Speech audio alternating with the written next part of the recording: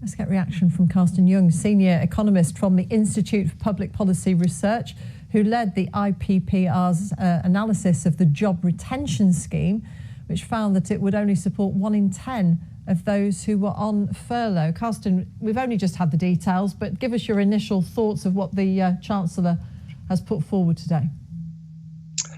The Chancellor's announcement is definitely a huge improvement on the system we had before. The old system basically had a big flaw in that it made employers pay for doing the right thing. It made them pay quite a hefty amount for keeping on workers on a part-time basis. And today he has announced that they will have to pay a lot less for keeping on their workers. So it will definitely be very good for keeping workers on.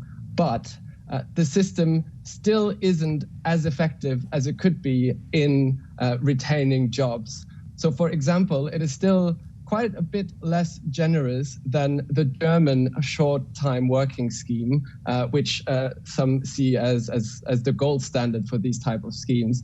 So it isn't as generous and well targeted as it could be, and therefore, he could still do more to encourage businesses to keep on workers over this difficult winter. Tell us a little bit, just briefly then, about the German model, why it's so much better.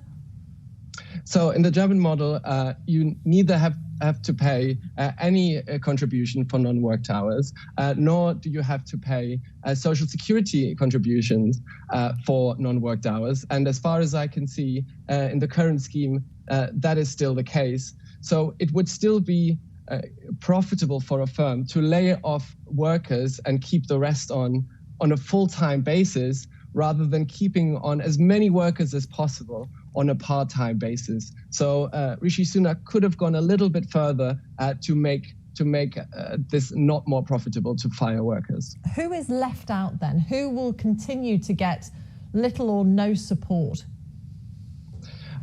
So there's at least two groups that are not benefiting from this scheme. One is people on low wages, because they won't be benefiting from the job retention bonus, which will be paid out in the new year.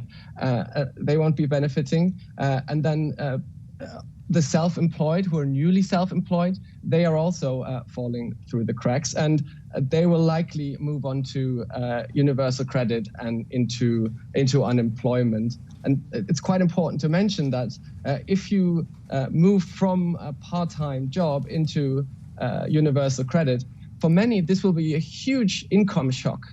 So for instance, a family with one earner who falls into unemployment, they stand to lose 50% of their income. And this is at a time when they really direly need the money.